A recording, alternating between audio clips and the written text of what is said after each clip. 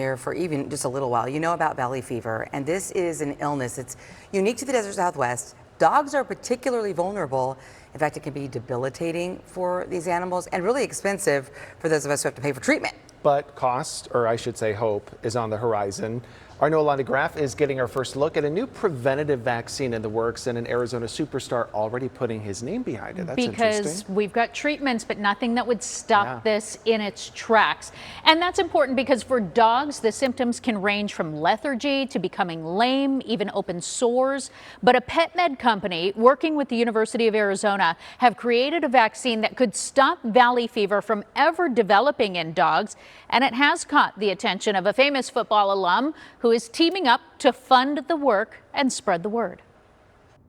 Valley fever lives in fungal spores that settle into the ground. People become more susceptible when that dust kicks up in storms or even by leaf blowers. But for dogs, they spend a lot of time rooting around down there. And when they get it, it can cost hundreds of dollars to treat, an estimated $60 million cost annually just in Arizona. Typically, it gets misdiagnosed as another condition, and then they don't get treatments. Balsz, the CEO of Anivive, says current treatments are outdated and can have severe side effects. His company is working to not just create an updated vaccine, but one that would prevent dogs from contracting the virus in the first place. This would be part of their vaccine regimen, sort of like when they get their regular puppy shots and all of that.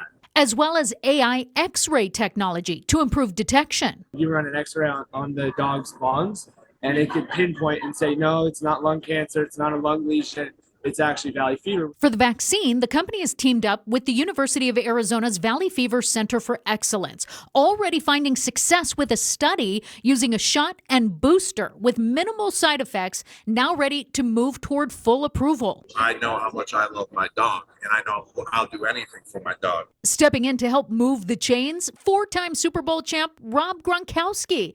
Admittedly, the Arizona star didn't pay valley fever much attention in college. Didn't really know anything about it. Someone was like, oh, my friend has valley fever. I didn't know him at all. So I've just heard about it. I didn't really know how dangerous valley fever is, how infectious it can be. But now a proud dog dad to Ralphie, he does understand investing to make life better for pups like his. So that's what he's doing. We can be at Arizona like my college days and be running around. The pets can be running around like I was running around with my head cut off at the University of Arizona.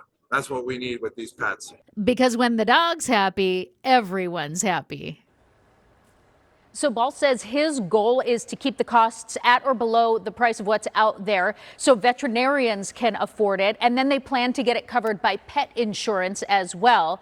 And this also lays the groundwork for a potential human vaccine. So applications are in to start the investment and the testing process there. So, Iris, one of the big things, of course, that we talk about with valley fever, we think about it more during monsoon. Of course. But anytime the dust kicks up, and that has been a concern just in the last week.